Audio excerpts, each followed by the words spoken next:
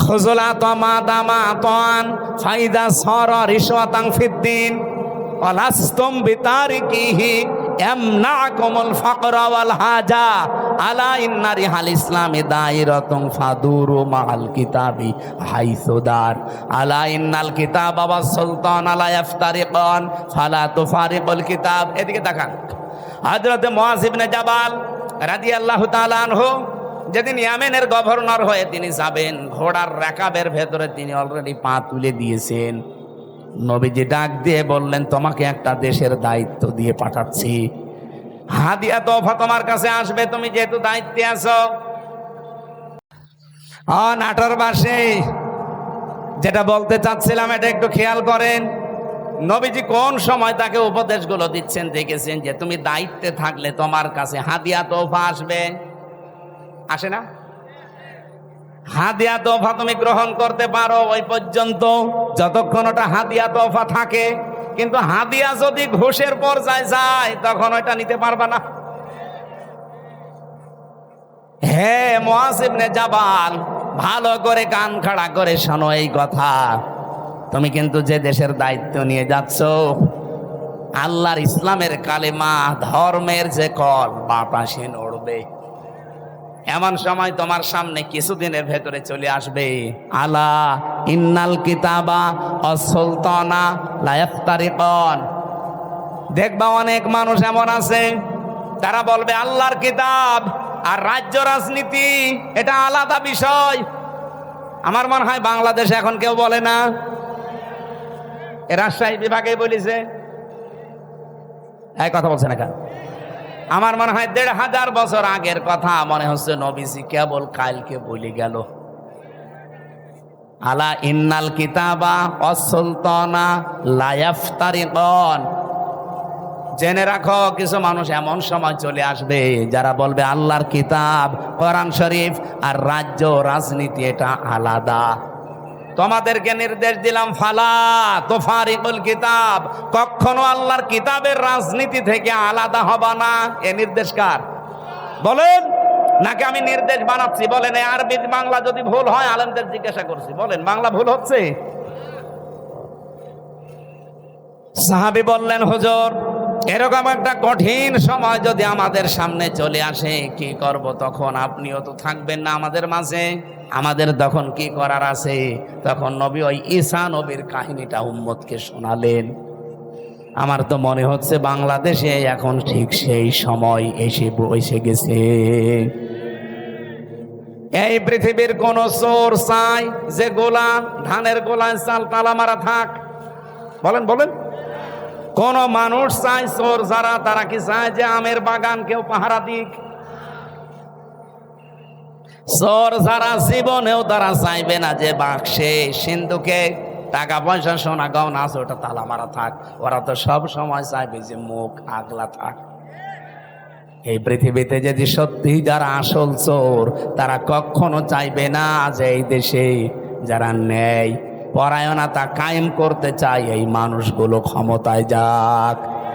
কারণ এরা ভালো করে জানে এরা গেলে আমার হাত থাকবে না, কারণ আমি যত চুরি করেছি।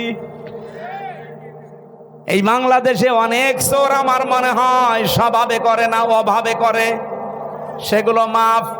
কিন্তু যারা স্বভাবে করেছে এদেরকে আল্লাহ মাফ করতে নিষেধ করে দিয়েছে, তাদের হাত কাটার নির্দেশ দিয়েছে। আপনি সালমান এফ রহমানের কি ৩৬,০০০ কোটি টাকা ওর চুরি করা, ওটা কি অভাবে না স্বভাবে?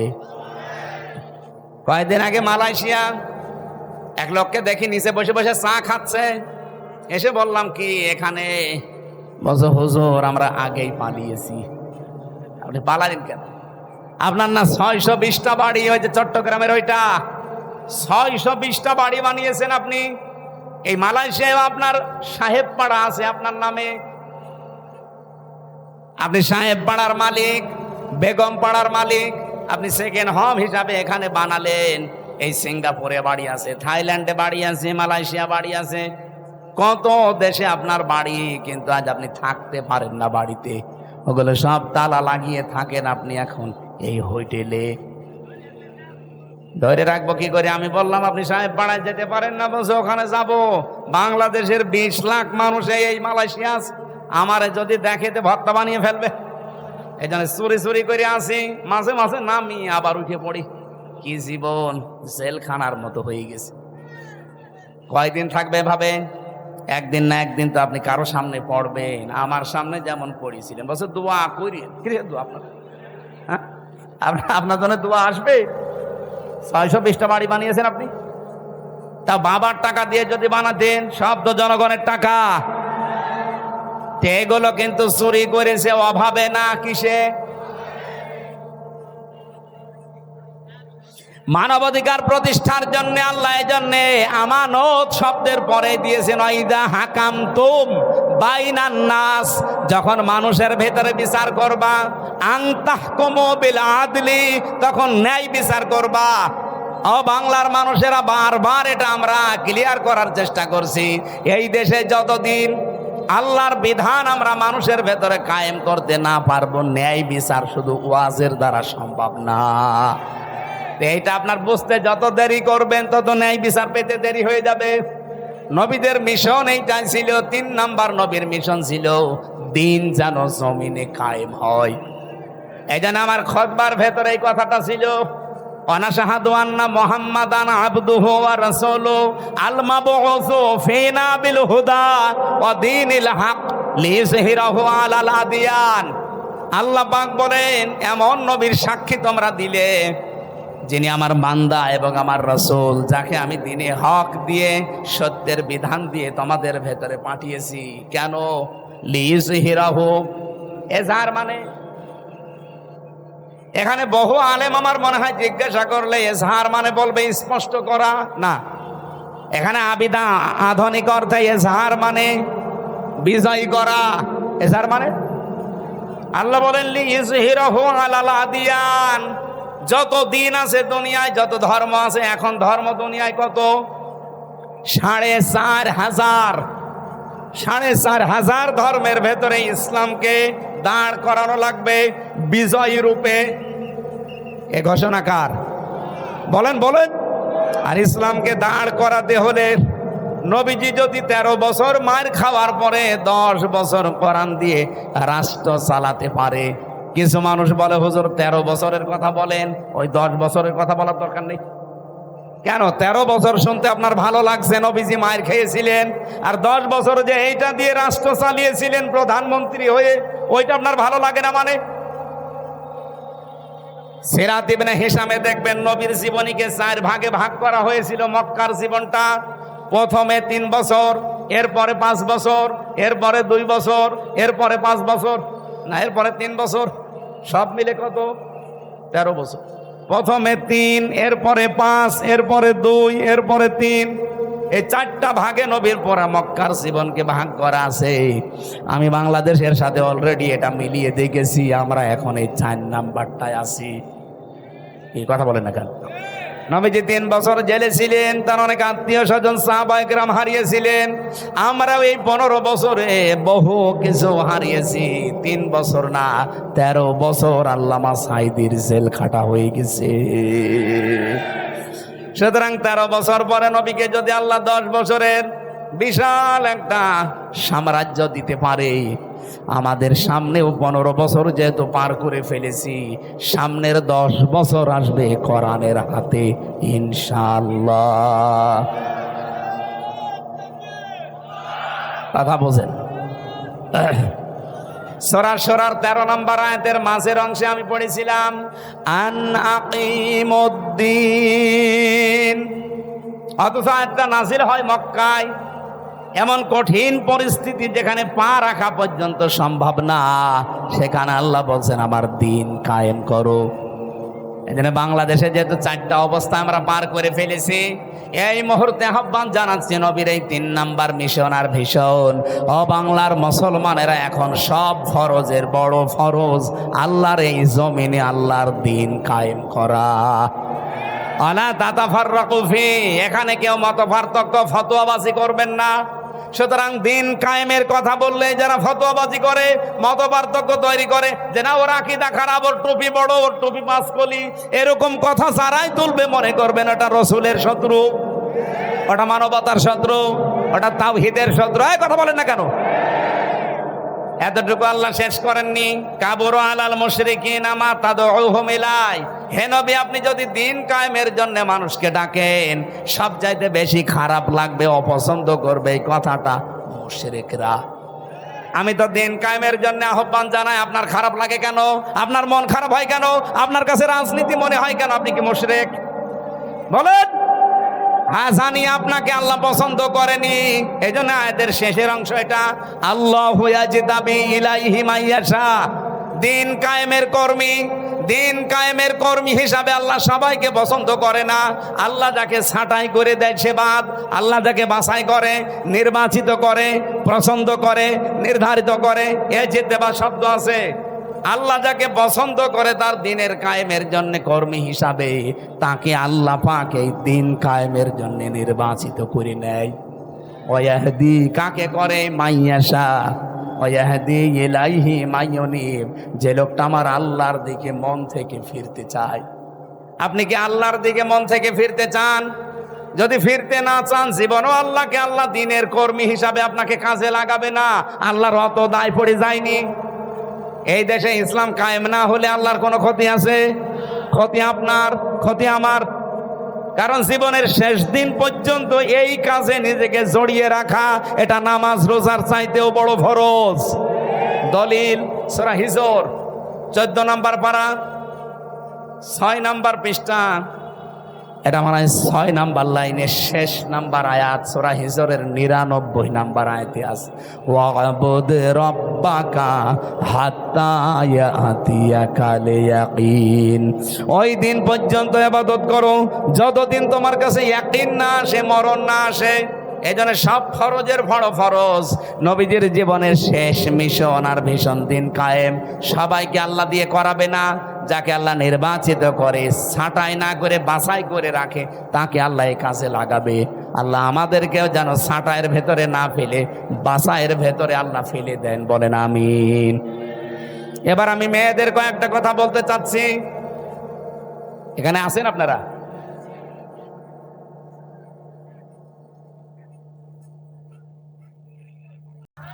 নিজের আগে শোনেন। আর এখানে যদি কেউ দাঁড়ায় না, ছেলাই বসেন বসেন। মানুষের মর্যাদা সম্মান যেহেতু আল্লাহ ঈমান এবং এই ঈমানের উপরে ভিত্তি করে যারা কাজ করবে তাদের প্রতি এটা নির্ধারণ করে দিয়েছেন, নির্দিষ্ট করে দিয়েছেন। ইয়ারফাইল্লাহুল্লাযীনা আমানু মিনকুম ওয়াল্লাযীনা উতুল ইলমা দারাজাত। সূরা মুজাদালার 11 নম্বর আয়াতের মাঝের অংশে আছে, পৃথিবীতে যাদের ঈমান আছে আর ঈমান এবং যারা জ্ঞান পেয়েছে, ইলম পেয়েছে, এই দুইটা গুণ যাদের ভেতরে পাওয়া যাবে, ইয়ারফা এটা মুজারি, বর্তমান, ভবিষ্যৎ, প্রেজেন্ট, ফিউচার। আল্লাহ বলেন দিন যত যেতে থাকবে এদের মর্যাদা সম্মান বাড়তেই থাকবে। আয়াতের ব্যাখ্যায় আমি একটা আয়াত পেয়েছি, সূরা মারিয়ামের 96 নম্বর আয়াত, ইন্নাল্লাযীনা আমানু ওয়া আমিলুস সালিহাতি সায়াজআলু লাহুমুর রাহমানু উদ্দা। অবশ্যই যারা বিশ্বাস করে আল্লাহর প্রতি এবং এই বিশ্বাসের দাবি অনুযায়ী আমলে সালেহ করে। নাটোরবাসী, এখানে একটা শিক্ষা আছে, এদিকে তাকান। জন্মের পর থেকে আমরা এই আয়াতটা অনেকেই প্রথম অংশ শুনেছি যে ইন্নাল্লাযীনা আমানু ওয়া আমিলুস সালিহাত, শোনেননি? যারা ঈমান আনে আর আমলে সালেহ করে। আরে ভাই, এটা তো বাংলা গেল, এর আধুনিক অর্থ হবে নিশ্চয় যারা ঈমান আনে আর ঈমানের দাবি অনুযায়ী যারা যোগ্যতা অর্জন করে। সালেহ মানে শুধু নেক কাজ না, সালেহ মানে যোগ্যতা অর্জন করা।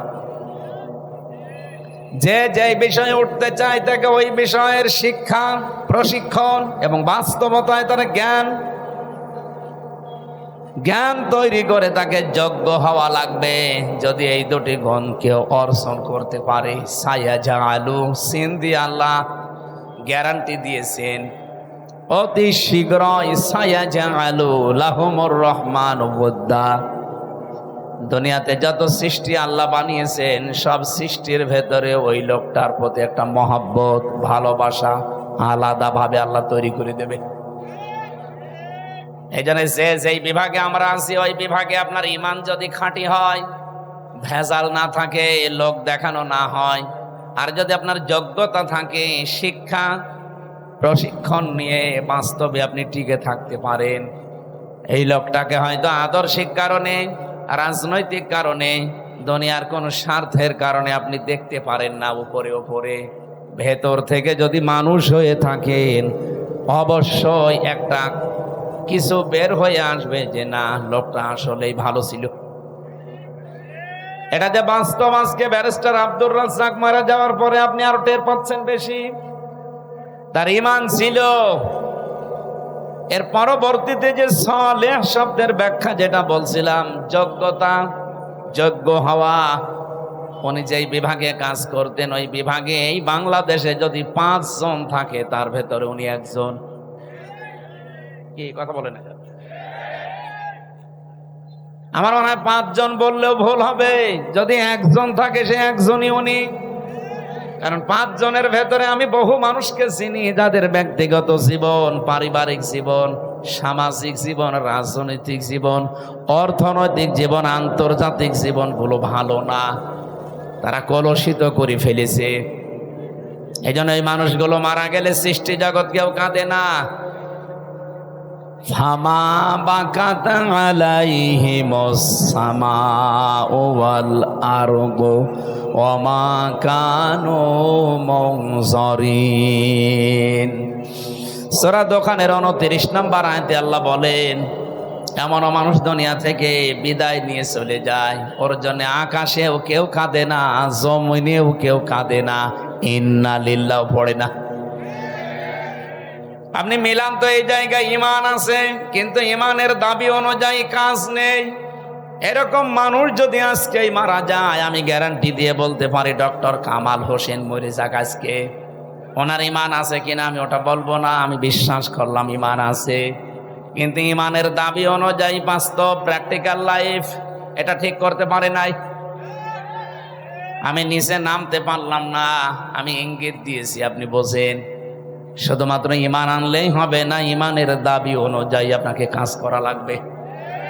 আর ব্যারিস্টার আব্দুর রাজ্জাক এটা করেছে। দুইটা লোকে যদি আজকেই মারা যেত, আমার মনে হয় সৃষ্টি জগতের ভেতরে হাহাকার পড়ে যেত ব্যারিস্টার আব্দুর রাজ্জাকের জন্যে, আর ডক্টর কামাল হোসেনের জন্য কেউ ইন্না লিল্লাহ পড়তো কিনা আমার বিশ্বাস হয় না।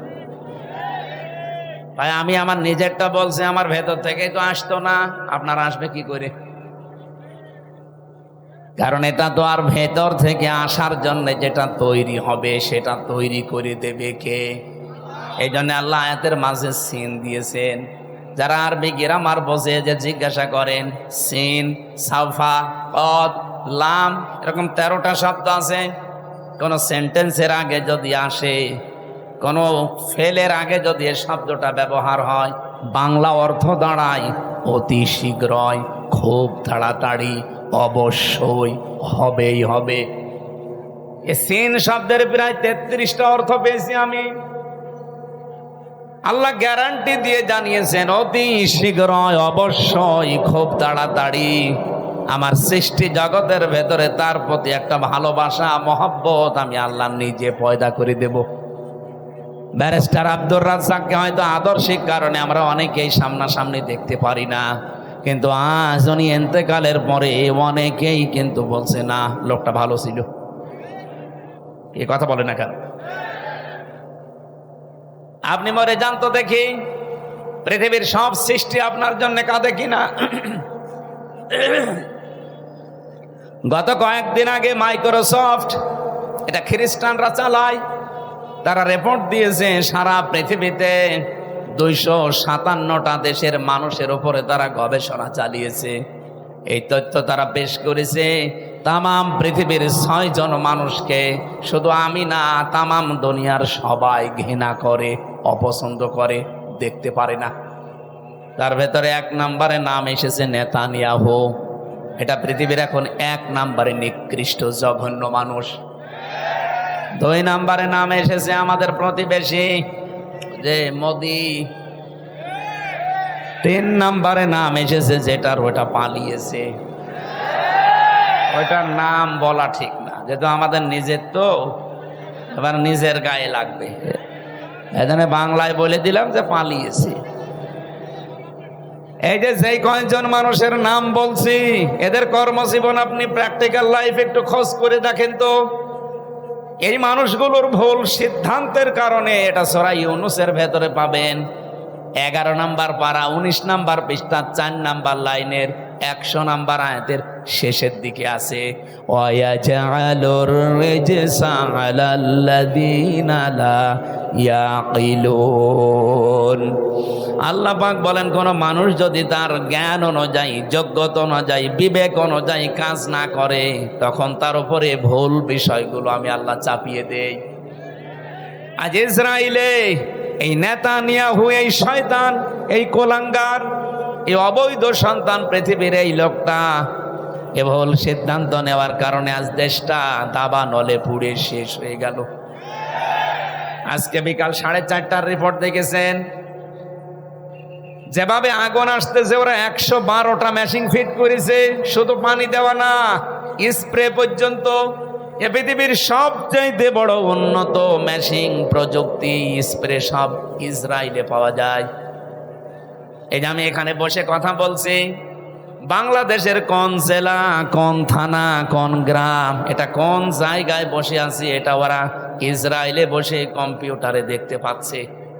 এরকম মেশিন পর্যন্ত ওরা বাংলাদেশে আড়ি পাতার জন্য পাঠিয়েছিল। আমি 3 বছর জেলখানায় ছিলাম। প্রথম যে 10 দিন রিমান্ডে ছিলাম, দ্বিতীয় দিন আমার এই রিমান্ডে জিজ্ঞাসা করছে যে সাতক্ষীরার মাওলানা আমিরুল ইসলাম বিলালী, উনি আপনার বাড়িতে কল দিয়ে এই কথা বলতে বলেছে যে আপনি বলবেন আমি জামাত ইসলাম করি না। আমি বলছি, এই কথা বললো কি করে? আমার মোবাইল তো আপনার কাছে, বাড়ির নাম্বার ট্যাগ করে ওরা এখান থেকে বসে বসে মেশিনের মাধ্যমে, এই আয়না ঘর যেটা বলা হয়, এটা মিনি, বিগটা তো আমি দেখিনি, ছোটটা আমি দেখেছি। এখানে বসে ওই মেশিন ফিট করে এই মামলার সাথে রিলেটেড যারা যারা আছে, মানে ওদের সন্দেহ হয় যার যার উপরে, তাদের নাম্বারগুলো সব এখানে ট্যাগ করা আছে। পৃথিবীর যেখান থেকে নাম্বারে কল দেন না কেন, ওরা কি বলছেন সব শুনতে পাচ্ছে। চিন্তা করলাম একটু দেখি, বানিয়ে বলি যে না, এ কথা বলার কথা না।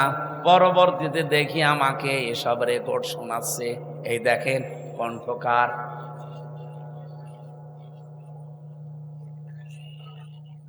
আমার ভাইরা, আমি যে কথা বলতে চাচ্ছি, পৃথিবীর সবচাইতে বড় উন্নত প্রযুক্তি এই পৃথিবীতে এখন ইসরায়েলের।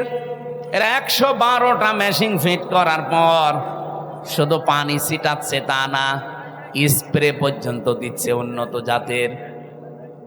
কি হচ্ছে, যত পানি দেওয়া হয়, যত ঔষধ ছিটানো হয়, যত স্প্রে দেওয়া হয়, আগুন আরো তত বাড়ে।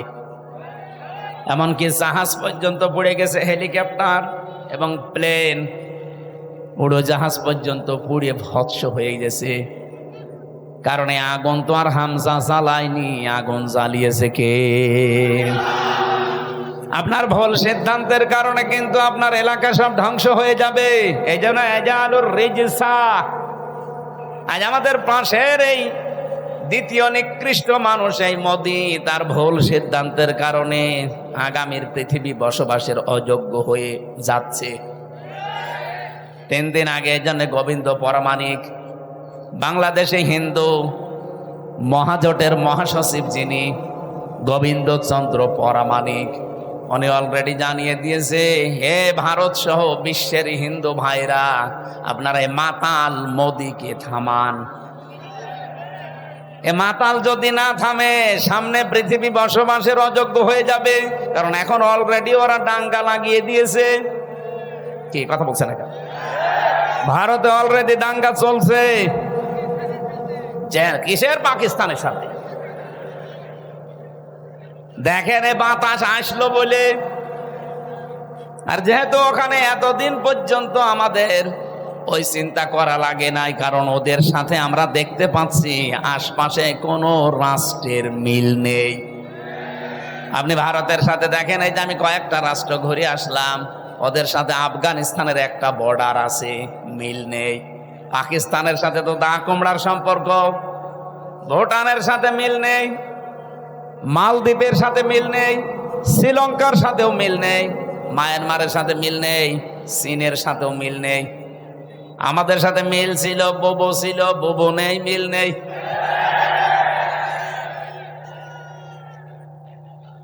ও বোবো, আবার চলে আসেন। ওরা বারবার এই কথা বলছে না? এতদিন শুনতাম যে বলতো আমাদের স্বামী স্ত্রীর সম্পর্ক, যদিও এই কথাটা বলা জায়েজ নেই, কারণ দাদা ফুল হাতা আর আমরা হাফ হাতা। এটা মনে হয় হাফ হাতা না ফুল হাতা? মুসলমানে দিয়েছে, দিতে পারে।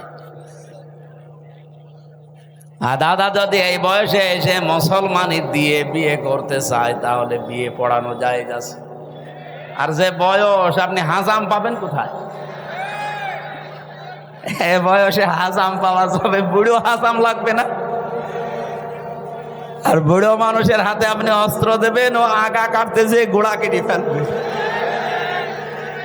এই জন্য দাদা আর এই বয়সে যেন আবার শখ না জাগে যে আমি আবার বিয়ে করব।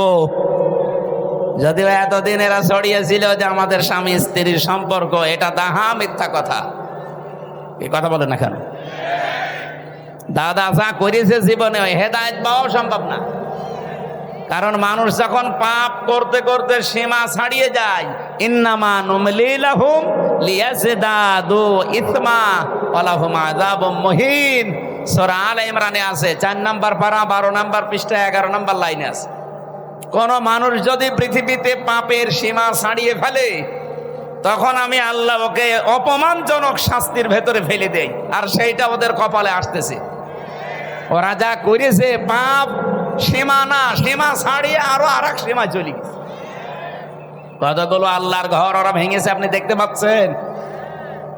1500 বছর আগে আব্রাহা নামক একটা লোক শুধুমাত্র আল্লাহর একটা ঘর ভাঙ্গার চেষ্টা করেছিল, ভাঙতে পারে নাই। তাই তাদেরকে আল্লাহ আবাবিল পাঠিয়ে, কি আপনি আসলেন কেন?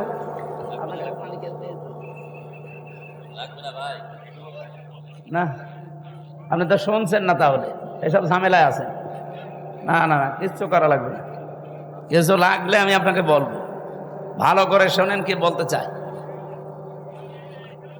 1500 বছর আগে ওরা একটা ঘর শুধু আল্লাহর বাইতুল্লাহ কাবা শরীফ ভাঙার চেষ্টা করেছিল, ভাঙতে পারে নাই। 1.5 কিলোমিটার আগ থেকে ওদেরকে কাঁচ ফেম মাকুল বানিয়ে দিয়েছে আল্লাহ। কি কথা বলে না কেন?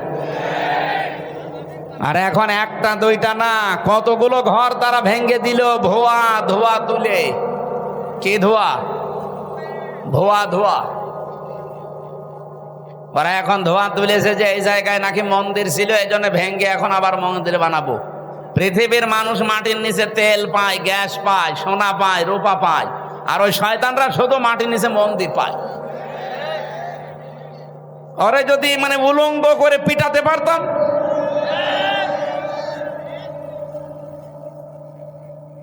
আমার মনে হয় গোপালগঞ্জে কিছুদিন আগে যেভাবে পিটিয়েছিল এই প্রশাসনের লোকজন, ওদেরকে ওইভাবে ওদের হাতে ছেড়ে দেওয়া দরকার।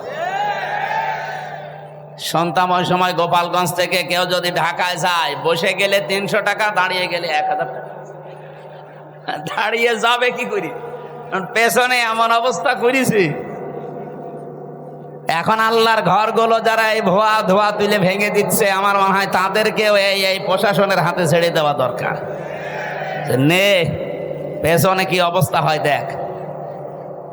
এখন যদি বাংলাদেশে আওয়াজ তুলি আমরা, যে ঢাকার স্বামীবাগে ইসকন মন্দির 500 বছর আগে এখানে মসজিদ ছিল, ভেঙ্গে আমরা মসজিদ বানাবো, মানবেন? আপনি মুসলমান তাই বলছেন না, আর হিন্দুরা মানবে? এই জন্যই গোবিন্দ পরমাণিক জানিয়েছে, পৃথিবীর হিন্দুরা আপনারা একটু সচেতন হন। এই মাতাল লোকটাকে যদি না থামান, এর এই ভুল সিদ্ধান্তের কারণে এমন কিছু নাজিল হবে যেটা টাকাল দেওয়া সম্ভব হবে না। এই জন্য আমাদের দেশে এরকম কিছু হাওয়া আমরা পাচ্ছি। আপনি কি খেয়াল করেছেন কিছু? নারী কমিশন যে 318 পৃষ্ঠার যে রিপোর্ট দিয়েছে, আমি পুরাটা পড়েছি এই 4 দিন মিলে, পুরাটা শেষ করে আমি 13টা ভুল পেয়েছি, বাকি সবই ভুল। এই 13টা 100 ভাগের 100 ভাগ ভুল।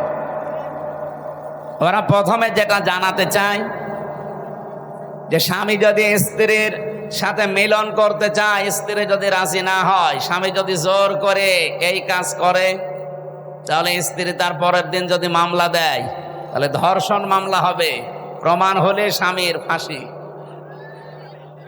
আমি আপনার কথা মেনে নিলাম ভাই, স্বামী জোর করে আপনাকে সংসার করতে চায়, আপনি রাজি না, আপনি ধর্ষণ মামলা দিলেন। আমার প্রশ্ন হচ্ছে, ফাঁসি দেওয়ার জন্য সাক্ষী লাগবে না? কথা বলছেন এখানে? এখন ওই জায়গায় কেউ কি ছিল যারা সাক্ষী দেওয়ার মতো? অথবা ওখানে সিসি ক্যামেরা দিয়ে রাখা লাগবে, অথবা ইউটিউবারদের পাঠিয়ে দেওয়া লাগবে যে দেখ।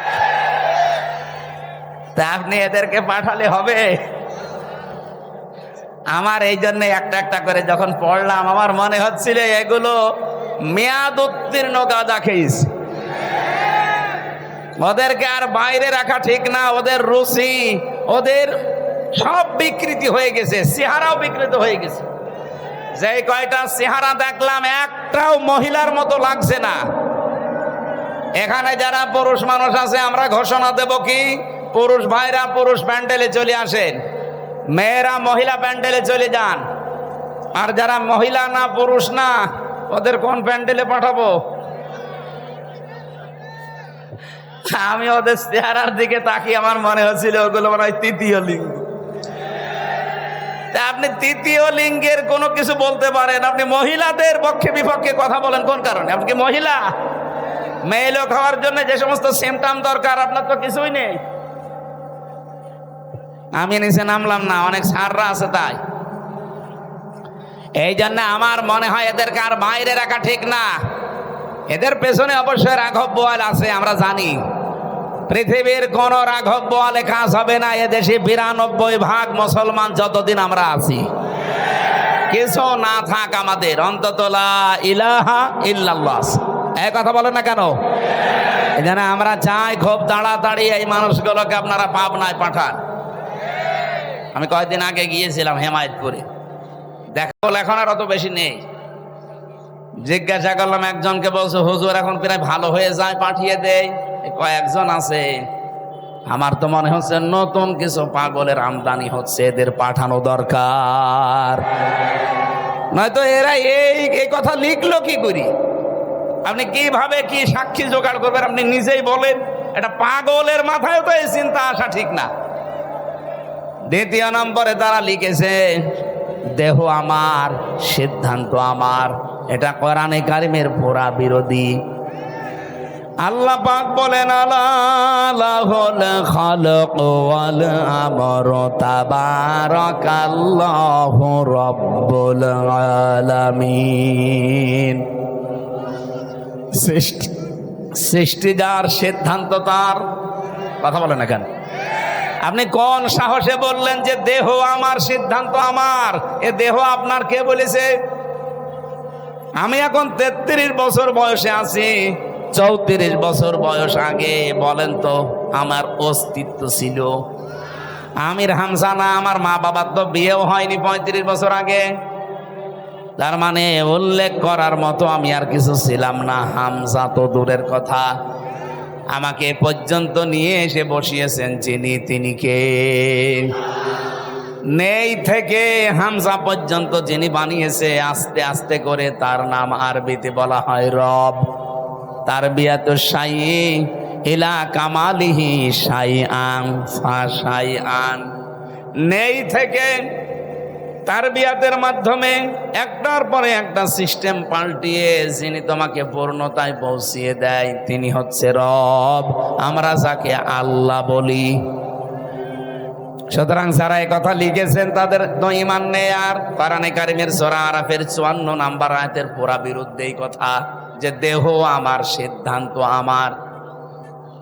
আপনি আল্লাহর সাথে বিদ্রোহ করেছেন, আপনি বেঈমান হয়ে গেছেন। এই নারী কমিশনে যারা আছে এদেরকে যদি তাওবা করানো না হয়, এই মানুষগুলো যদি নতুন করে মুসলমান না হয়, ঘোষণা দিয়ে গেলাম আজকে রেকর্ড হচ্ছে, এদের একজনও যদি মারা যায় এদের জানাজাও জায়েজ নেই, কবরে দেওয়াও জায়েজ নেই। যারা জানাজা পড়াবো কি দিয়ে আমি, আর কবরে দেব কি বলে? বিসমিল্লাহি ওয়া আলা মিল্লাতি রাসূলিল্লাহ। এ পুরা কথাটাই তো মিথ্যা হয়ে যাবে যে আল্লাহর নামের ওপরে, রসুলের আদর্শের ওপরে রেখে গেলাম। কই, আপনি তো আল্লাহর নামেও নেই, রসুলের আদর্শেও নেই, এই কথা বলছেন না কেন? এই জন্য আপনাকে আমি রাখবো কি করে? আপনার জন্য আমি মিথ্যাবাদী হব? কি কথা বলেন না কেন ভাই? আমি আপনার জন্য মিথ্যাবাদী হব? এই জন্য আপনাকে কবরে দেওয়াও ঠিক হবে না, জানাজাও ঠিক হবে না। আপনারা একটা কাজ করা যায় না, আপনারা হিন্দুদের মতো পুড়িয়ে ফেললেও হবে না, কারণ হিন্দুরা তো মানবে না। আপনারা করবো কি? কুকুর দিয়ে খাওয়ানো লাগবে। ডক্টর আহমদ শরীফ ঢাকা বিশ্ববিদ্যালয়ের এক শিক্ষক, ও বলেছিল আল্লাহ বলতে কেউ নেই। ছাত্ররা জিজ্ঞাসা করছে, স্যার আপনি এই কথা বললেন? যা বলেছি, যা দেখি না তা বিশ্বাস করি না, এই জন্য ইসলাম ধর্ম আমি মানি না। তাহলে হিন্দু ধর্ম মানেন? বলছে না, ও ধর্ম আমি মানি না। তাহলে আপনি যদি মুসলমান দাবি না করেন, হিন্দু দাবি না করেন, আপনাকে তো পোড়ানোও যাবে না, কবরে দেওয়াও যাবে না, কি করব? বলছে আমার লাশটা ঢাকার মেডিকেল কলেজে দিয়ে দিও, ছাত্র ছাত্রীরা আমার লাশ কেটে গবেষণা করবে, শিক্ষা পাবে। মারা যাওয়ার পরে অ্যাম্বুলেন্সে করে নিয়ে গেছে ঢাকা ভার্সিটিতে, ঢাকা মেডিকেলে। মেডিকেলের মুসলমান ছাত্র ছাত্রী যারা, তারা মিছিল আরম্ভ করেছে, জানে না এই নাস্তিকের লাশ আমরা এখানে ঢুকতে দেব না, কারণ যে আল্লাহকেই মানে না, ওরে কেটে আমরা কি পাবো? ওর নাপাক শরীর যেন এখানে না ঢোকে। অ্যাম্বুলেন্সের ড্রাইভার চিন্তা করছে, ভার্সিটি ছেলে মেয়েরা, ও না জানি খেপে গেলে আমার গাড়িতে যদি আগুন লাগিয়ে দেয়, ও মরা শয়তানের সাথে আমি জীবিত মানুষও পড়ে যাব। দরকার নেই ভিক্ষা, আগে কুকুর সামলা, দে গাড়ি ঘুরিয়ে টান। এখন ঢাকা মেডিকেল নেয়নি, হিন্দুদের মতো পুড়িয়ে ফেলা হয়নি, মুসলমানের কবরে দেওয়া হয়নি।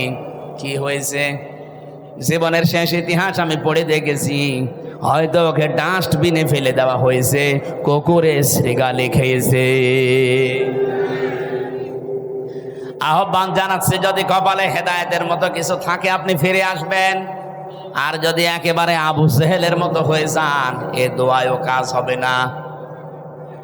আমরা বলছিলাম কি, একটা একটা করে আল্লাহর আইনগুলো যারা পাল্টিয়ে, আপনাদের নিজেদের জীবনেও ক্ষমতা নেই, আপনার পেছনে কারা রাঘব বোয়াল আছে। ডক্টর মোহাম্মদ ইউনূসকে আহ্বান জানাবো, এগুলো ধরেন, না হলে এই ভুল সিদ্ধান্তের কারণে ইসরায়েলের মতো, আমেরিকার মতো যদি দাবানল একবার চলে ওঠে বাংলাদেশে, শুধুমাত্র বন জঙ্গলের দাবানল না, মুসলমানদের দাবানল সামাল দেওয়া যাবে না।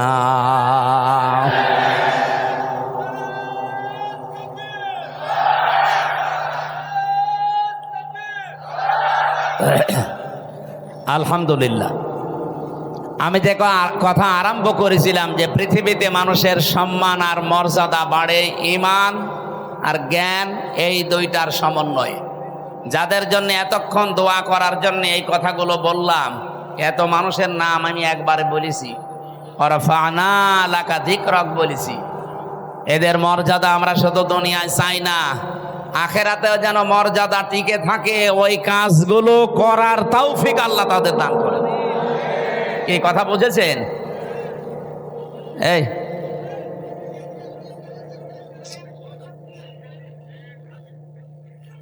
এই আপনারা এখানে আসেন, আসেন, আসেন।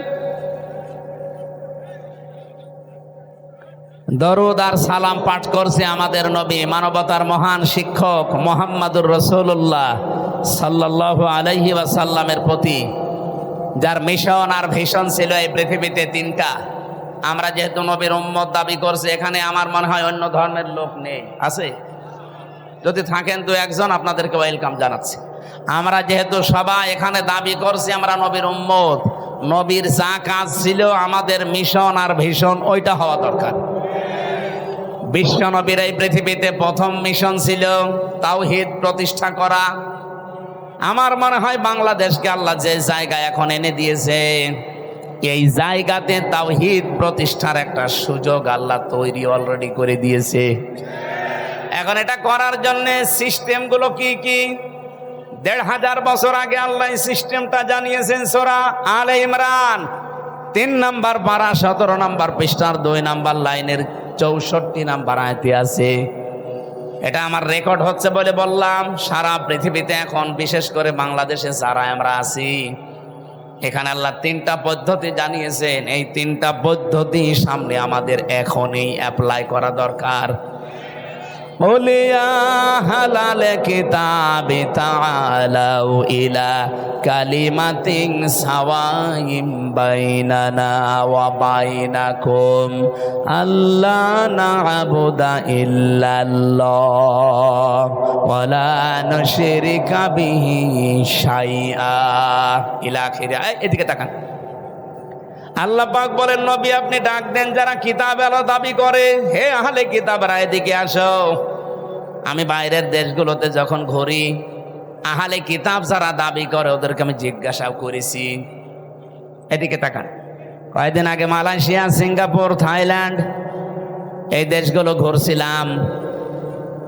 ট্রেনে যখন যাবার সময়, বাসে যাওয়ার সময় সিট পড়ে পাশে যার নাম জিজ্ঞাসা করলে চেহারা দেখে মনে হয় যে মুসলমান, যে নাম জিজ্ঞাসা করে দেখি খ্রিস্টানের নাম বলছে। বললাম আপনার নবীর নাম কি? What is your prophet? তখন বলে যে যিশু। যিশু মানে ঈসা আলাইহিস সালাম। খ্রিস্টান তো ঈসা বলে। ইহুদির সাথে যদি দেখা হয় জিজ্ঞাসা করি আপনার নাম, ও নাম শুনলে আমি বুঝি যেটা ইহুদির নাম। আপনার নবীর নাম কি? বলে জোসেফ।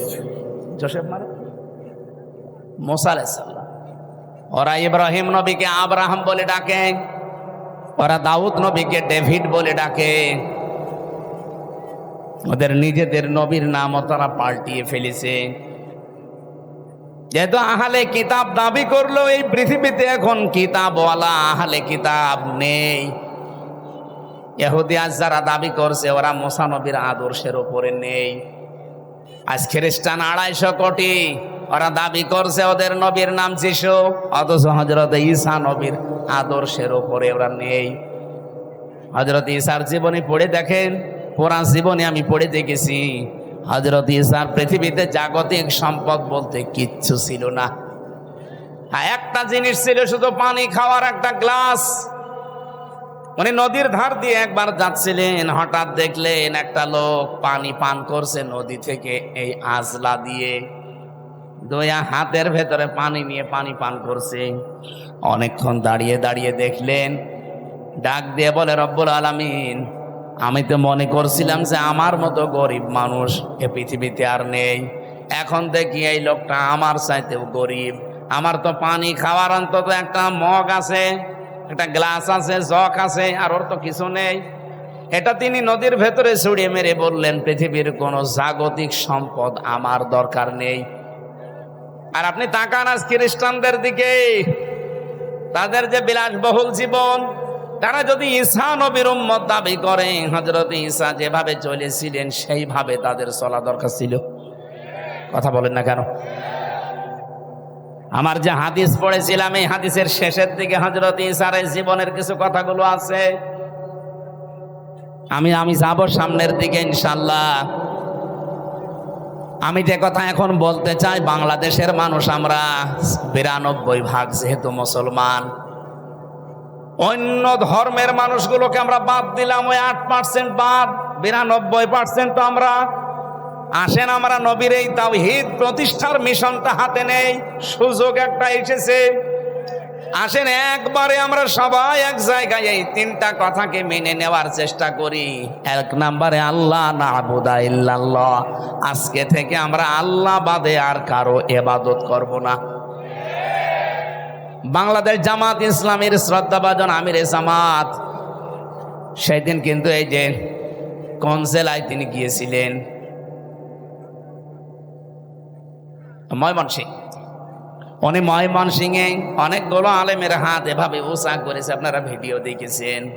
এভাবে ডাক দিয়ে বললেন, আমাদের আল্লাহ এক, আমাদের রাসূল এক, আমাদের কোরআন এক, আমরা আর পার্থক্য থাকতে চাই না, আমরা সবাই এক। আপনি তাওহীদ প্রতিষ্ঠার জন্য এইভাবেই চালিয়ে যেতে হবে কাজ, কিন্তু পদ্ধতি আল্লাহ কোরআনে দিয়েছেন 3টা। আমরা যেহেতু সবাই যারা হাত তুলছে এখানে আল্লাহ ছাড়া কারো ইবাদত করতে আমরা রাজি আছি, তাহলে 1 নম্বরে আমরা ঠিক আছি। কি কথা বলেন না কেন? হ্যাঁ, কিছু মানুষ হয়তো ভুল ক্রমে অন্যের ইবাদত করে। কি এই এলাকায় আসে কিনা আমি জানি না, রাজশাহী বিভাগে এটা কম আছে। রাজশাহী, খুলনা, বরিশাল এগুলোতেও শয়তানরা আসে না, ওরা সব আস্তানা গেড়েছে সিলেট আর চট্টগ্রাম আর ময়মনসিংহ বিভাগে। কারণ ওই সমস্ত বিভাগগুলোতে শিরিকও বেশি, বেদাতও বেশি, আবার ইবাদতও বেশি। এই যে আমার গিয়াসউদ্দিন তাহেরি ভাই, আমি নাম বলতাম না, মনে চলে এসেছে তাই। উনি যে ইবাদত করে, জিকির একটা ইবাদত না? উনি জিকির করে কি আল্লাহর নামে? কিছুক্ষণ যদি আল্লাহর নামে করে, ও বলবে দেখেন ইয়া আলী বাবা, শাহ আলী বাবা, কেল্লা বাবা, ফতে বাবা, এমনকি আগলা বাবা, পাগলা বাবাও জিকির হচ্ছে।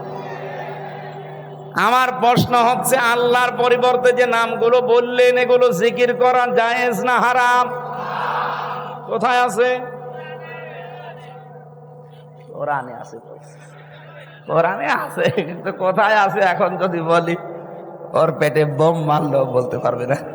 আছে, সূরা আরাফে আছে, 9 নম্বর পারা 13 নম্বর পৃষ্ঠা 4 নম্বর লাইনের 180 নম্বর আয়াতে আছে, ওয়ালিল্লাহিল আসমাউল হুসনা ফাদউহু বিহা ওয়া দারুল্লাযীনা ইউলহিদুনা ফি আসমাই। আল্লাহ পাক বলেন, আমার অনেক সুন্দর সুন্দর নাম আছে। এই যে আল্লাহর নাম আমরা অনেকে এখানে জানি, স্যারকে যদি জিজ্ঞাসা করি কয়টা বলেন তো, আল্লাহর নাম কয়টা? 99টা জান। এটা কায়দায় পড়েছিল ছোটবেলায়, আমরাও পড়েছি। তাফসিরে ফি জিলালিল কোরআনে আল্লাহর নাম পেয়েছি 5000। যদিও আমরা সবগুলো এখন অনেকে জানি না। আপনি 5000 নামের যে কোনো একটা নামে আল্লাহকে ডাকতে পারেন, কোনো অসুবিধা নেই। কিন্তু সাবধান, ও দারুল্লাযীনা ইউলহিদুনা ফি আসমাই, আল্লাহর নামকে যারা ইলহাদ করে, ইলহাদ মানে পরিবর্ধন করে ফেলা, উলট পালট করে ডাকা, পাল্টিয়ে ফেলা। উনি যে ইয়ালি বাবা, শালি বাবা, কেল্লা বাবা, ফতে বাবা, আল্লাহর সাথে কোনো মিল আছে? ওরা নামই পাল্টিয়ে ফেলেছে। এই জন্য আল্লাহ বলেন, আমার নাম যারা পাল্টিয়ে ডাকে, উলট পালট করে দেয়, আমার নাম বাদ দিয়ে অন্য কাউকে ডাকে, তাদের সাথে তোমরা ডাকবা না। কে বলছে? সুতরাং আজকে থেকে যারা আল্লাহ বাদে অন্যের ইবাদত করছে তারা বাদ। এদেশে ঐক্য যদি প্রতিষ্ঠা করতে হয় তাহলে আল্লাহর ইবাদতের বাইরে যারা, ওরা বাদ। এই কথা বলেন না কেন? সেটা যদি জামাত ইসলামকে বাদ দেওয়া লাগে বাদ দিয়ে দেন, যদি হেফাজত ইসলাম বাদ দেওয়া লাগে বাদ দিয়ে দেন। আপনি একা হন তাও অসুবিধা নেই, কিন্তু আমরা আল্লাহর ইবাদত করতে চাই নির্ভেজাল ভাবে। আল্লাহ না'বুদা ইল্লাল্লাহ, নবী আপনি ওদের বলেন যে আসো আমরা আল্লাহর ইবাদত করি, এর সাথে অন্য কাউকে যেন আর 2 নম্বরে ওয়ালা নুশরিকা বিহি শাইআ, আল্লাহর ইবাদতের সাথে আমরা কাউকে শিরিক করব। বলেন বলেন। এবার এই পয়েন্টের উপর আমি 2 মিনিট কথা বলতে চাই, ভালো করে শুনবেন। যেহেতু আল্লাহর ইবাদতের সাথে আমরা আর কাউকে শিরিক করতে চাই না। শিরিকের ব্যাখ্যা আমি বহু জায়গায় নাটোর জেলায় বলেছি। শিরিক বিল জাত, শিরিক বিল সিফাত, শিরিক বিল ইখতিয়ারা, শিরিক বিল হুকুক। এটাগুলো পয়েন্ট আকারে যদি আপনি শ্রেণী বিন্যাস করেন 120 প্রকার পাবেন। এটা তাফসিরে কাবীরের ভেতরে আছে, আল্লামা ফখরুদ্দিন রাজি লিখেছেন। এক কথায় জবাব দিলাম যে আল্লাহ যেটা পারে ওইটা অন্য কেউ পারে, এই বিশ্বাস করার নাম শিরিক। এই কথা বোঝা যায়নি? আল্লাহ যেটা পারে ওইটা অন্য কেউ পারে, এই বিশ্বাস করার নাম। এদেশে বিশ্বাস নেই। বলেন বলেন বলেন তো, সন্তান দিতে পারে কে? অন্য কেউ পারে। যারা অন্য কাউকে বিশ্বাস করেন আপনি কিন্তু শিরিক করছেন, আর শিরিক করলে আপনি মুশরিক। এ পর্যন্ত বুঝেছেন? এবার আসেন 2 নম্বরে। এ জমিন বানিয়েছে কে? এ জমিন বানিয়েছে আল্লাহ। এখানে আইনও চলবে আল্লাহর। আলা লাহুল খালকু ওয়াল আমরু, এই আয়াত তার প্রমাণ। সুতরাং আল্লাহর এই জমিনে যারা অন্যের আইন এখানে প্রতিষ্ঠা করার জন্য চেষ্টা করেন, এর জন্য দল করেন, এর জন্য আপনি মিছিল মিটিং করেন, এর জন্য ভোট করেন, টাকা পয়সা খরচ করেন, আপনি শিরিক করছেন। এত সহজে বলার পরেও কেউ যদি না বোঝার ভান করে থাকেন, আমার মনে হয় আপনার কপালে আর হেদায়েত নেই। বলেন তো, বোঝেন নাকি? হাত তোলেন তো। এদিকে আসে, কানের নিচে এমন জোরে 2টা দেব না, আপনি সব বুঝে ফেলবেন। এখনো বোঝেনি। এই বোঝেননি মানে? আপনি নিজেই বললেন যে আমাকে ছেলে মেয়ে কেউ দিতে পারে না। কে পারে? অন্য কেউ যদি পারে, বিশ্বাস করলে আপনি শিরিক করলেন। শিরিক করলে আপনি মুশরিক। মুশরিকের জন্য জান্নাত হারাম, জাহান্নাম ওয়াজিব। আর ফতোয়া লাগবে? ফতোয়া লাগলে সূরা মায়েদা 6 নম্বর পারা 19 নম্বর পৃষ্ঠার 12 নম্বর লাইনে আছে, ইন্নাহু মা ইউশরিক বিল্লাহ ফাকাদ হারামাল্লাহু আলাইহিল জান্নাহ ওয়া মাওয়াহুন নার। এটা যেমন খুব সহজে বুঝে ফেললেন যে ছেলে মেয়ে আল্লাহ ছাড়া কেউ পারে না। যে জমিন আল্লাহ বানিয়েছে, এখানে অন্যের আইন যদি কেউ কায়েম করার চেষ্টা করে, সে আল্লাহর সাথে শিরিক করছে না? এটা বোঝেন না মানে? আপনি বুঝেছেন ঠিকই, কিন্তু টাকা পেয়েছেন। ওরে মোনাজাতের পরে একটু আলাদা বসাবেন তো, 2 চাটি দিয়ে তারপর বাড়ি যাবেন। বলে বোঝে না। তাহলে আল্লাহর সাথে যারা শরীক করবে না, এই সিদ্ধান্তে যারা আসবে, তারা আমাদের সাথে আছে। কথা বলেন না কেন? এর সাথে যদি হেফাজত আসতে চায়, জামাত আসতে চায়, চরমনায় আসতে চায়, আটরশি আসতে চায়, অসুবিধা নেই। কিন্তু আল্লাহর সাথে শিরিক করে আপনি জামাত ইসলাম করবেন, এরকম জামাত আমি মানি না। আল্লাহর সাথে শিরিক করে আপনি চরমনার মুরিদ হবেন, এরকম চরমনা আমি মানি না। ওই যে পিসকে হুজুর কি বলেছিল, প্রধানমন্ত্রী ছাতার কসুর আমি মানি না, এই জন্যই ওরে জেলে রেখে দিয়েছিল। আমারেও রিমান্ডে ওরে নিয়ে 10 দিন প্রশ্ন করেছে, পিসকে হুজুর, আর বলে আমি হাসিনা মানি না। জিনিসই ওর সাহস আছে। ওরে ধরে রাত 12:30টার পরে পুরা উলঙ্গ করে ওর হাতের উপরে সিগারেট দিয়ে একটা অর্ধ উলঙ্গ মেয়ে লোক এখানে কাঁধের উপরে হাত, ও তো হাত পোষে না, তারপরও হাত দিয়ে ছবি তুলে বসে ছেড়ে দেবে। ওই দিন এমন কন্দন করেছিল। আমার সাথে ছিল তো, এক রুমে ছিলাম আমরা। আমারে বলছে, হামজা ভাই, আমি এমনি ছোট মানুষ, আমার জিনিসপত্র সব ছোট ছোট। হ্যাঁ, আসলেও ছোট। কতটুকু? আমার এই পর্যন্ত। বলেন, আমার যদি মাজা পর্যন্ত হয় তো ওর কি আছে? তারপরে ওরে একটা বাচ্চা হয়েছে, আলহামদুলিল্লাহ। তো আমারে বলছে রাত 12:30টার পরে আমারে ওই হাতির ছিলে 2 দিকে রাস্তা ব্লক করে আমারে এইভাবে অত্যাচার করছিল। এমন কান্না কাঁদলাম ওই দিন। এক এসআইকে ডেকে বললাম যে ভাই, আপনারা যা করছেন এটা কি ওই হারুন আঙ্কেল, ওই যে হাউ আঙ্কেল, স্যার কি জানে? জানে না মানে উনি তো করাচ্ছে। ও, উনি করাচ্ছে। অথচ দিনের বেলায় দেখা করতে এসে বলে হুজুর কেমন আছেন, ভালো আছেন, সব কিছু খোঁজ নিয়ে যায়, আর উনি এটা করাচ্ছে। আমারে যেভাবে উলঙ্গ করেছে আল্লাহ যেন ওনারে উলঙ্গ করে। ঠিক ছোট হুজুরের তো হয়তো ছোট জিনিস দেখা যায়নি, কিন্তু হারু আঙ্কেলের 3 ইঞ্চি, কয় ইঞ্চি? ওইটা হয়তো 4-5 জন এসআই দেখেছিল, আর এরটা সারা দুনিয়া দেখেছে। কয় ইঞ্চি? মহিলারা পর্যন্ত জিকির করে 3 ইঞ্চি, 3 ইঞ্চি। আলেমদের বরদোয়া লেগে গেছে। কোথায় আছে সে আল্লাহর ওলি? হাও আঙ্কেল, আপনাদের এই নাটোরের বাগাতিপাড়া, লালপুরে 17, 18, 19, 20 এই সমস্ত বছরগুলোতে বহুবার এসেছি, কিন্তু কোরআনের কথা আমারে বলতে দেয়নি। এই বকুল সাহেব আর আজাদ সাহেব, এই আজাদ না, আর এক আজাদ আছে, সে দুইটা এখন পালিয়েছে। আমার আগে যিনি কথা বলছিলেন কে আমি জানি না, উনি ওই যে আল্লাহর ক্ষমতার উপরে অহংকার যারা করে তাদের পরিণতি কি এই বিষয়ে টাচ দিচ্ছিলেন, আমি হালকা শুনছিলাম। এই জন্য আমরা যেন অহংকার সামনে না করি ভাই। সূরা নমলের 52 নম্বর আয়াতটা পড়লে আমার কাছে এই বাংলাদেশের সাথে একেবারে খাপের খাপ মিলে যায়।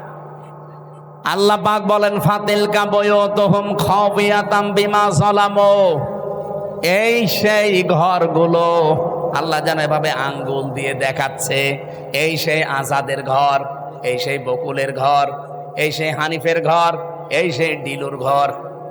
এখন যদি বলেন হানিফ, ডিলু, আজাদ, বকুলের নাম কোথায় আছে, এদিকে আসেন আপনাকে দেখাচ্ছি। আমি দেখাতে পারবো, দরকার আমি তাফসীর দেখব, কারণ এখানে বাইতুন নেই, বুয়ুত, বহু বচন। আল্লাহ বুয়ুত বহু বচন দিয়ে জানিয়েছে যে এরকম মানুষ আজকে না, যদি এটা লোক নবীর জামানায় নাজিল হওয়া, এটা কিয়ামত পর্যন্ত এই চরিত্রের মানুষ থাকবে। আল্লাহ এ পর্যন্ত বলেননি, কিন্তু এরপরে আরো শব্দ আছে। আল্লাহ পাক বলেন খাওফিয়াতাম বিমা যালামু, এগুলো আজ জনশূন্য হয়ে পড়ে আছে, এগুলো উজাড় গৃহ হয়ে গেছে, এগুলো মানব শূন্য হয়ে গেছে, পরিত্যক্ত হয়ে পড়ে আছে। কেউ এখানে আর যেতে চায় না, যেতে যদি চায়ও ঘৃণার সাথে যায়। আপনি কুষ্টিয়ার হানিফ সাহেবের বাড়ি যান, আপনি যে দেখেন বাড়ি আর বাড়ি নেই, পায়খানার প্যান্ট পর্যন্ত মানুষ খুলে নিয়ে চলে গেছে।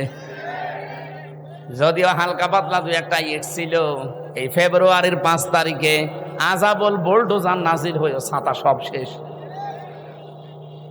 সারা দেশে আযাবুল বুলডোজার নাজিল হয়েছিল না?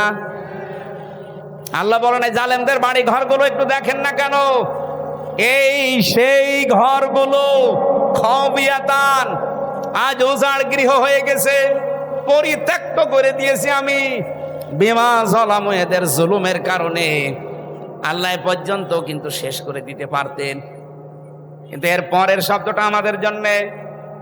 আল্লাহ পাক বলেন ইন্না ফি যালিকা লাআয়াতাল লিকাউমিন ইয়ালামুন।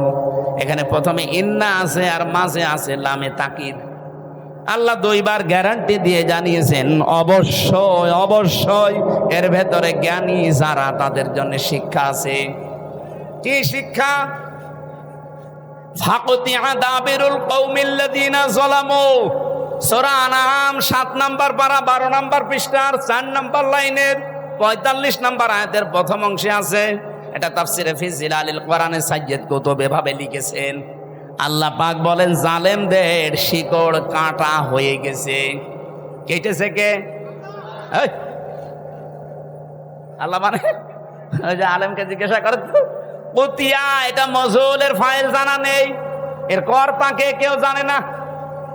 আপনি যদি এখন বলেন যে বকুলের বাড়ি ভাঙলো কে, কেউ জানে না। হ্যাঁ, আপনি হানিফের বাড়ি ভাঙলো কে, কেউ জানে না। ইনুর বাড়ি ভেঙেছে কে, কেউ জানে না। আসলেও তো কেউ জানে না। ফাকতিয়া, এজন্য আল্লাহ কতিয়া দিয়েছেন যে জালেমদের শিকড় কাটা হয়ে গেছে। এখনো যারা জালেমদের পক্ষে সাফাই গান, অনেকে আশায় বুক বেঁধে আছেন যে ববু চট করে আসবে, তাহলে আল্লাহর কোরআনের আয়াত মিথ্যা হয়ে যাবে। কারণ এর আগের ইতিহাসের দিকে তাকান, লক্ষণ সেন 510 বছর হয়ে গেল, আজও আসেনি। এই কথা বলছে না কেন?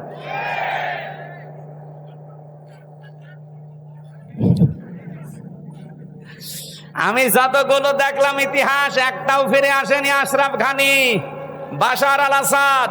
এই কথা বলছে না কেন? এই জন্য আশায় যারা বুক বেঁধেছেন ও গুড়ে বালি, ওটা বাদ দেন। ওটা বিশ্বাস করে বসে থাকলে কোরআনের আয়াত পাল্টিয়ে যাবে। আল্লাহ বলেন জালেমদের শিকড় কাটা হয়ে গেছে, এ আপনি জোড়া দেবেন কি করে? কেটেছে কে তাই তো কেউ জানে না। আর একজন বলছে আল্লাহ। এই আপনি আন্দাজ বললেন কেন? আল্লাহ কাটেনি, কে কেটেছে কেউ জানে না। আপনি চিন্তা করতে পারেন এটা কি কোন ইউনিয়ন? এটা লালপুর। এই লালপুর ইউনিয়ন পরিষদের দারোয়ান থেকে সংসদ পর্যন্ত থরে থরে জালেমদের সব সাজানো ছিল। আমি রিমান্ডে 10 প্রকার মানুষ পেয়েছিলাম।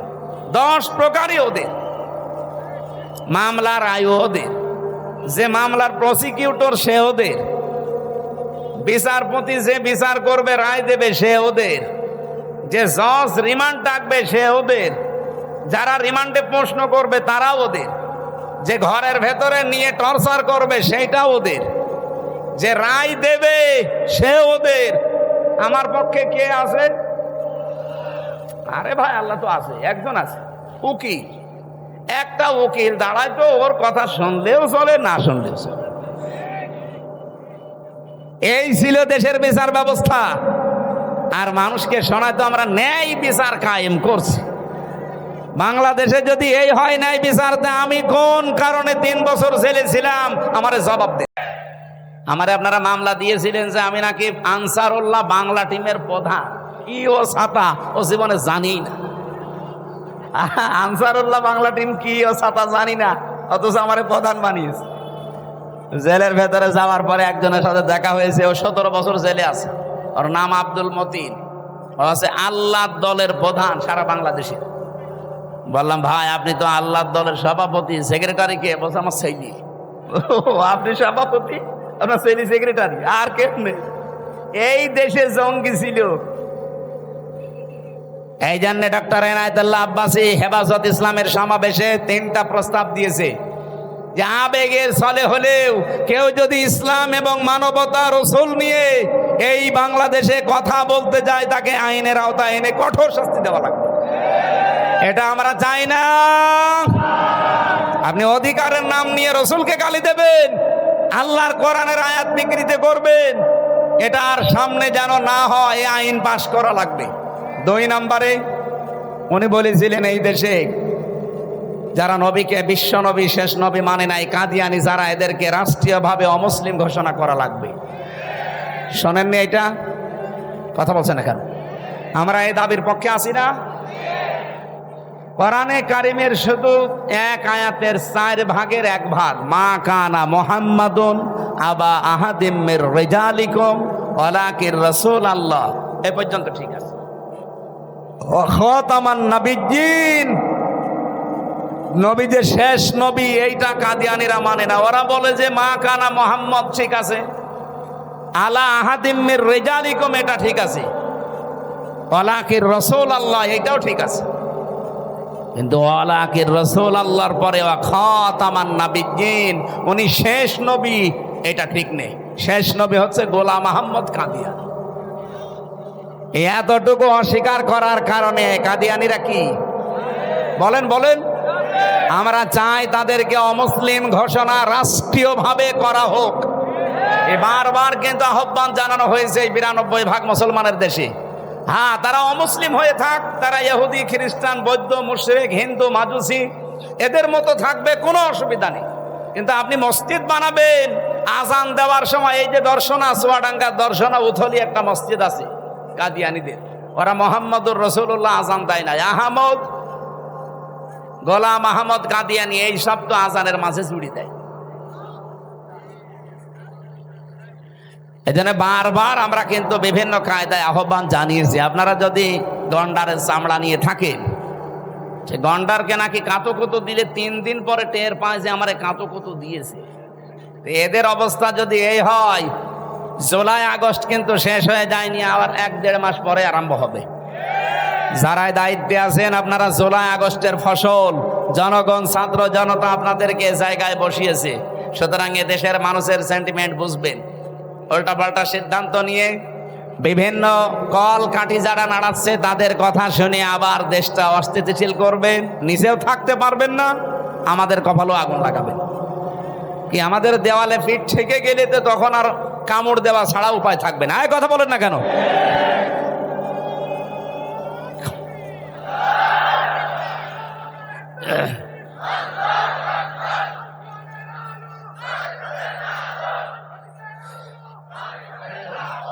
ঠিক আছে ভাই।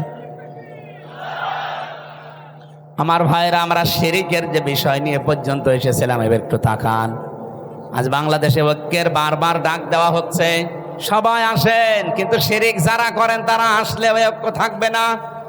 কি শিরিক যারা করেন তারা যদি এসেও থাকেন লোক দেখানোর জন্য, ঐক্য টিকবে না।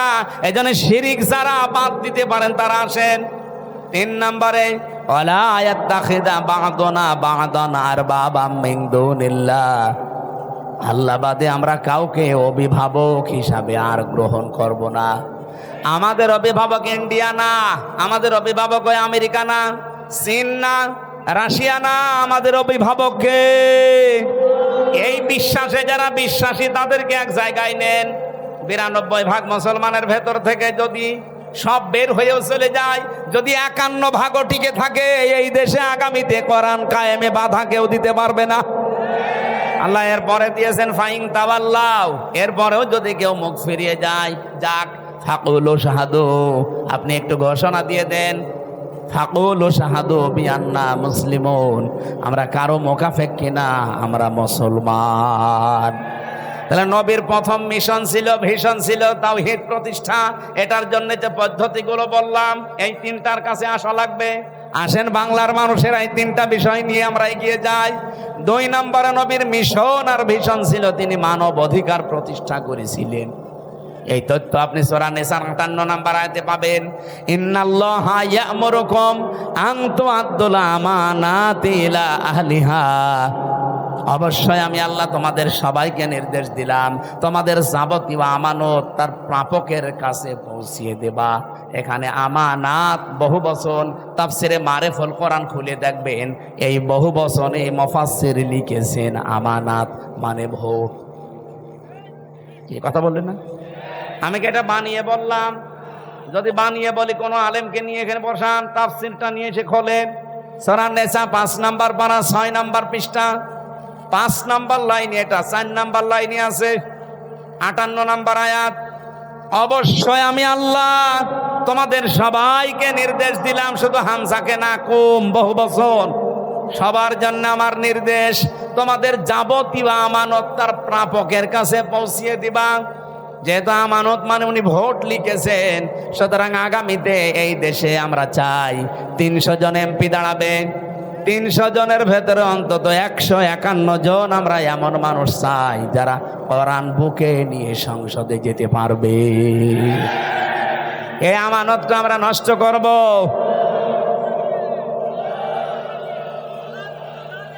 এই আমার কথা বলতে দিন ভাই।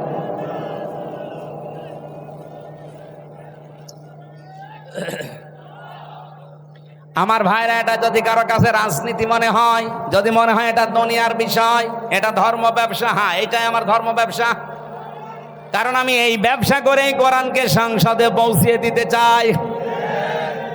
আগামীতে আবুল কালাম আজাদ ভাইয়ের মতো যদি বাংলার 300 এমপির 151 জন কোরআন বুকে নিয়ে যেতে পারে, ওয়াইদা হাকামতুম বাইনান নাস আন তাহকুমু বিল আদলি, যখন তোমরা বিচার করবা মানুষের মাঝে, ন্যায় বিচার করবা, তো ওখানে যদি আপনি কোরআন নিয়ে যেতে না পারেন, ন্যায় বিচার করবেন কি দিয়ে?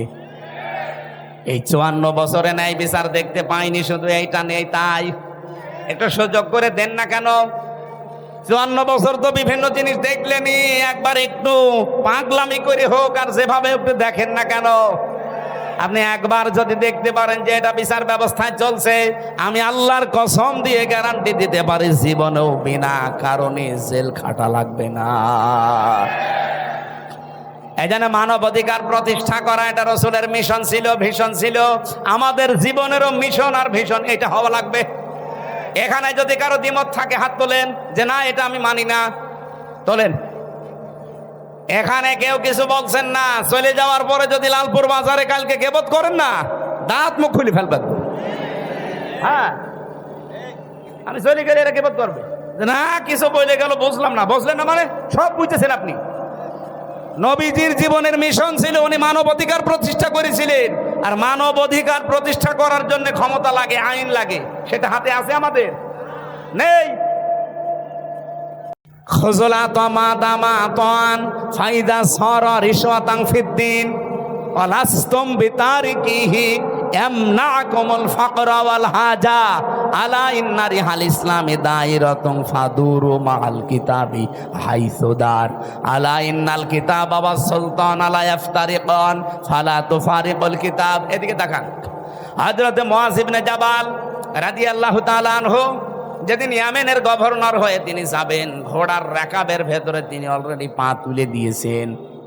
নবীজি ডাক দিয়ে বললেন, তোমাকে একটা দেশের দায়িত্ব দিয়ে পাঠাচ্ছি, হাদিয়া তোফা তোমার কাছে আসবে, তুমি যেহেতু দায়িত্বে আছো। নাটোর বাসে যেটা বলতে চাচ্ছিলাম এটা একটু খেয়াল করেন। নবীজি কোন সময় তাকে উপদেশগুলো দিচ্ছেন দেখেছেন, যে তুমি দায়িত্বে থাকলে তোমার কাছে হাদিয়া তোফা আসবে, আসে না? হাদিয়া তোফা তুমি গ্রহণ করতে পারো ওই পর্যন্ত যতক্ষণ ওটা হাদিয়া তোফা থাকে, কিন্তু হাদিয়া যদি ঘুষের পর্যায়ে যায় তখন ওটা নিতে পারবা না। হে মুআয ইবনে জাবাল, ভালো করে কান খাড়া করে শোনো এই কথা। তুমি কিন্তু যে দেশের দায়িত্ব নিয়ে যাচ্ছ, আল্লাহর ইসলামের কালেমা ধর্মের যে কল বাতাসে নড়বে। এমন সময় তোমার সামনে কিছুদিনের ভেতরে চলে আসবে, আলা ইন্নাল কিতাবা ওয়াস সুলতানা লা ইফতারিকান। দেখবা অনেক মানুষ এমন আছে, তারা বলবে আল্লাহর কিতাব আর রাজ্য রাজনীতি এটা আলাদা বিষয়। আমার মনে হয় বাংলাদেশে এখন কেউ বলে না, এ রাজশাহী বিভাগে বলেছে,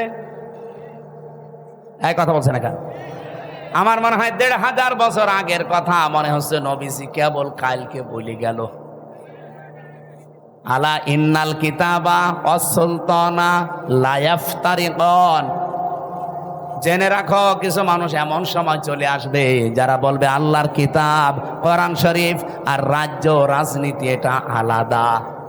তোমাদেরকে নির্দেশ দিলাম, ফালা তুফারিকুল কিতাব, কখনো আল্লাহর কিতাবের রাজনীতি থেকে আলাদা হবা না। এ নির্দেশ কার বলেন? নাকি আমি নির্দেশ বানাচ্ছি? বলেন। এই আরবি বাংলা যদি ভুল হয় আলেমদের জিজ্ঞাসা করছি, বলেন বাংলা ভুল হচ্ছে? সাহাবী বললেন, হুজুর এরকম একটা কঠিন সময় যদি আমাদের সামনে চলে আসে কি করব? তখন আপনিও তো থাকবেন না আমাদের মাঝে, আমাদের তখন কি করার আছে? তখন নবী ওই ঈসা নবীর কাহিনীটা উম্মতকে শোনালেন। আমার তো মনে হচ্ছে বাংলাদেশে এখন ঠিক সেই সময় এসে গেছে। এই পৃথিবীর কোন চোর চাই যে গোলা ধানের গোলায় চাল তালা মারা থাক? বলেন বলেন। কোন মানুষ চায় চোর যারা, তারা কি চায় যে আমের বাগান কেউ পাহারা দিক? চোর যারা জীবনেও তারা চাইবে না যে বাক্সে সিন্ধুকে টাকা পয়সা সোনা গহনা আছে ওটা তালা মারা থাক। ওরা তো সব সময় চাইবে যে মুখ আগলা থাক। এই পৃথিবীতে যদি সত্যি যারা আসল চোর, তারা কখনো চাইবে না যে এই দেশে যারা ন্যায় পরায়ণতা কায়েম করতে চায় এই মানুষগুলো ক্ষমতায় যাক। কারণ এরা ভালো করে জানে এরা গেলে আমার হাত থাকবে না, কারণ আমি যত চুরি করেছি। এই বাংলাদেশে অনেক চোর আমার মনে হয় স্বভাবে করে না, অভাবে করে, সেগুলো মাফ। কিন্তু যারা স্বভাবে করেছে এদেরকে আল্লাহ মাফ করতে নিষেধ করে দিয়েছে, তাদের হাত কাটার নির্দেশ দিয়েছে। আপনি সালমান এফ রহমানের কি ৩৬,০০০ কোটি টাকা ওর চুরি করা, ওটা কি অভাবে না স্বভাবে? কয়েকদিন আগে মালয়েশিয়া এক লোককে দেখি নিচে বসে বসে চা খাচ্ছে, এসে বললাম কি এখানে? বলছে হুজুর আমরা আগেই পালিয়েছি। আপনি পালালেন কেন? আপনার না ৬২০টা বাড়ি, ওই যে চট্টগ্রামের ওইটা ৬২০টা বাড়ি বানিয়েছেন আপনি। এই মালয়েশিয়ায় আপনার সাহেব পাড়া আছে আপনার নামে। আপনি সাহেব পাড়ার মালিক, বেগম পাড়ার মালিক, আপনি সেকেন্ড হোম হিসাবে এখানে বানালেন। এই সিঙ্গাপুরে বাড়ি আছে, থাইল্যান্ডে বাড়ি আছে, মালয়েশিয়া বাড়ি আছে, কত দেশে আপনার বাড়ি, কিন্তু আজ আপনি থাকতে পারেন না বাড়িতে। ওগুলো সব তালা লাগিয়ে থাকেন আপনি এখন এই হোটেলে। ধরে রাখবো কি করে? আমি বললাম আপনি সাহেব পাড়ায় যেতে পারেন না, বলছে ওখানে যাব। বাংলাদেশের 20 লাখ মানুষ এই মালয়েশিয়া আছে, আমারে যদি দেখে তো ভর্তা বানিয়ে ফেলবে। এই জন্য চুরি চুরি করে আসি, মাঝে মাঝে নামি আবার উঠে পড়ি। কি জীবন, জেলখানার মতো হয়ে গেছে। কয়দিন থাকবে ভাবে? একদিন না একদিন তো আপনি কারো সামনে পড়বেন। আমার সামনে যেমন পড়েছিলেন, বলছে দোয়া করি। দোয়া আপনার, হ্যাঁ আপনার জন্য দোয়া আসবে।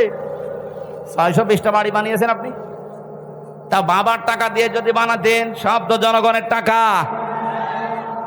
এগুলো কিন্তু চুরি করেছে অভাবে না, কিসে?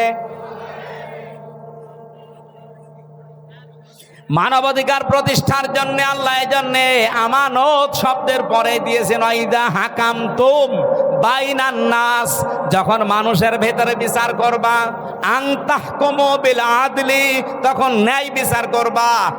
ও বাংলার মানুষেরা, বারবার এটা আমরা ক্লিয়ার করার চেষ্টা করছি। এই দেশে যতদিন আল্লাহর বিধান আমরা মানুষের ভেতরে কায়েম করতে না পারবো, ন্যায় বিচার শুধু ওয়াজের দ্বারা সম্ভব না। এইটা আপনার বুঝতে যত দেরি করবেন, তত ন্যায় বিচার পেতে দেরি হয়ে যাবে।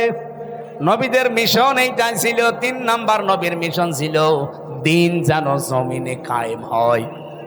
এই জন্য আমার খুতবার ভেতরে এই কথাটা ছিল, অনাশাহাদু আন্না মুহাম্মাদান আবদুহু ওয়া রাসূলুহু আল মাবউসু ফিনা বিল হুদা ওয়া দীনিল হক লিইয়ুযহিরাহু আলাল আদিয়ান।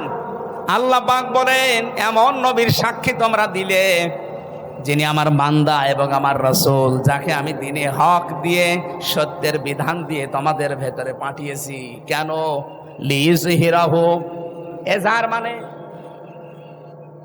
এখানে বহু আলেম আমার মনে হয় জিজ্ঞাসা করলে এজহার মানে বলবে স্পষ্ট করা, না। এখানে আবিদা আধুনিক অর্থে এজহার মানে বিজয় করা। এজহার মানে আল্লাহ বলেন লিইয়ুযহিরাহু আলাল আদিয়ান, যত দিন আছে দুনিয়ায়, যত ধর্ম আছে, এখন ধর্ম দুনিয়ায় কত? 4,500। 4,500 ধর্মের ভেতরে ইসলামকে দাঁড় করানো লাগবে বিজয়ী রূপে। এ ঘোষণা কার? বলেন বলেন। আর ইসলামকে দাঁড় করাতে হলে নবীজি যদি 13 বছর মার খাওয়ার পরে 10 বছর কোরআন দিয়ে রাষ্ট্র চালাতে পারে। কিছু মানুষ বলে হুজুর 13 বছরের কথা বলেন, ওই 10 বছরের কথা বলার দরকার নেই। কেন? 13 বছর শুনতে আপনার ভালো লাগছে, নবীজি মায়ের খেয়েছিলেন। আর 10 বছর যে এইটা দিয়ে রাষ্ট্র চালিয়েছিলেন প্রধানমন্ত্রী হয়ে, ওইটা আপনার ভালো লাগে না মানে?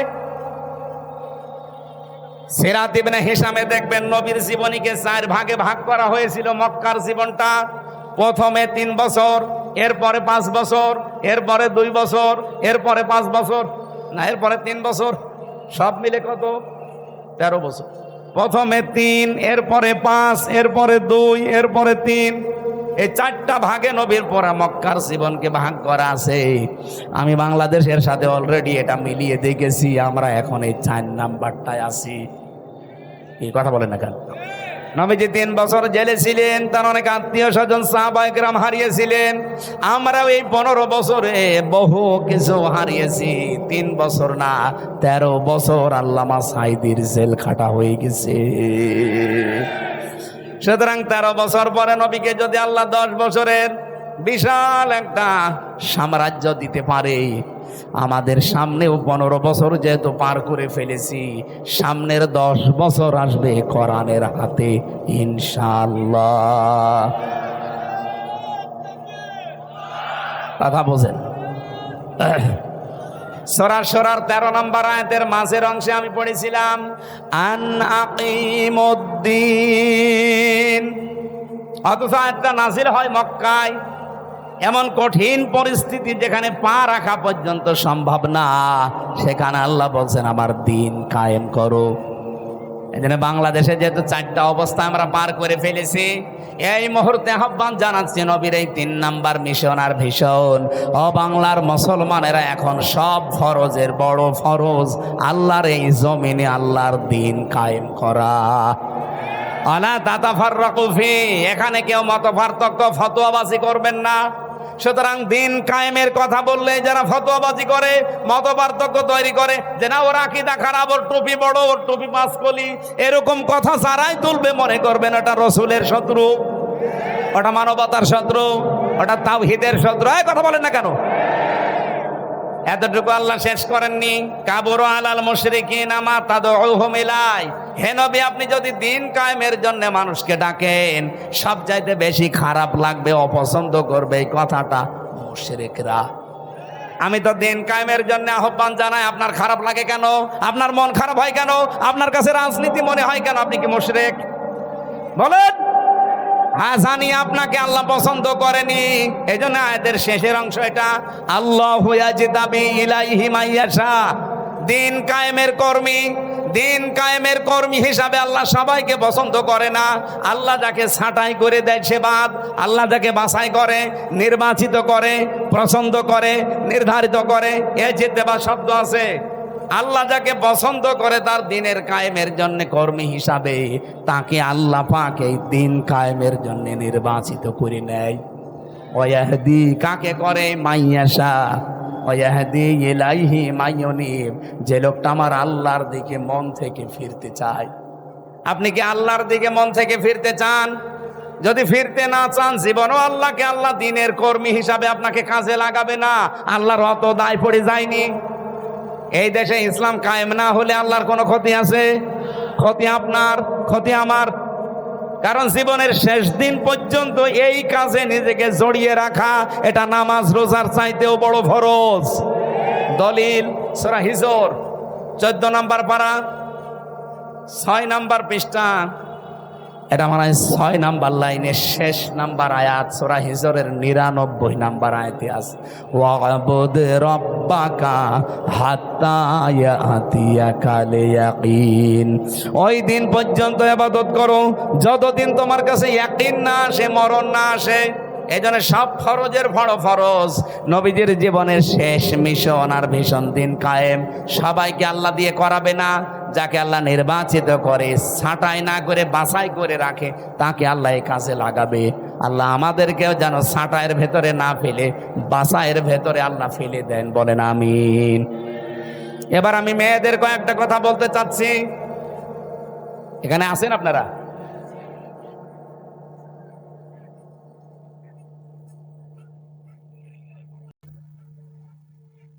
মেয়েরা এসেছে না?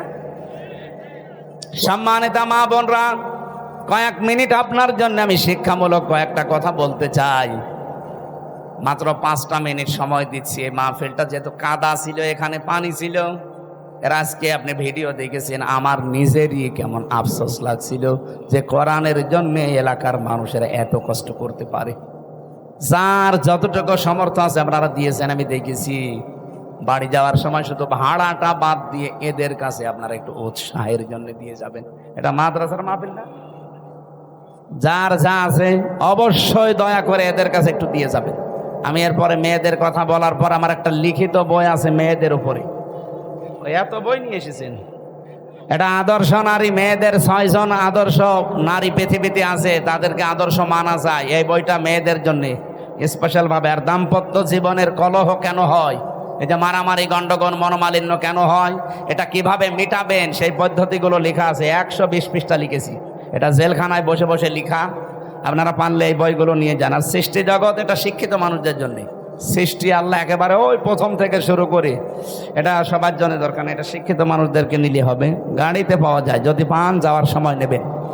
এক হয় আপনাদের লোক কই ভেতরে? প্রশ্ন দিচ্ছে, আগে শেষ হোক। এক হয় আপনারা লোক কই ভাই?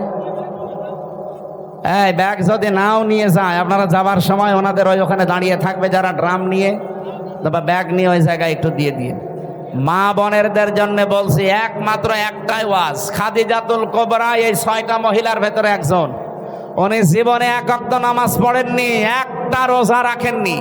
জীবনে একটা দিন পর্দায়ও থাকেননি, তারপরও তাকে আল্লাহ সালাম দিয়েছেন, জীবিত অবস্থায় সালাম পাঠিয়েছেন এবং জান্নাতে ঘর বানিয়ে তার জন্য পাঠিয়েছেন। একটাই মাত্র কারণ, তার পুরা জীবন পড়ে আমি পেয়েছি। করো এ মাহফিলের প্রধান অতিথি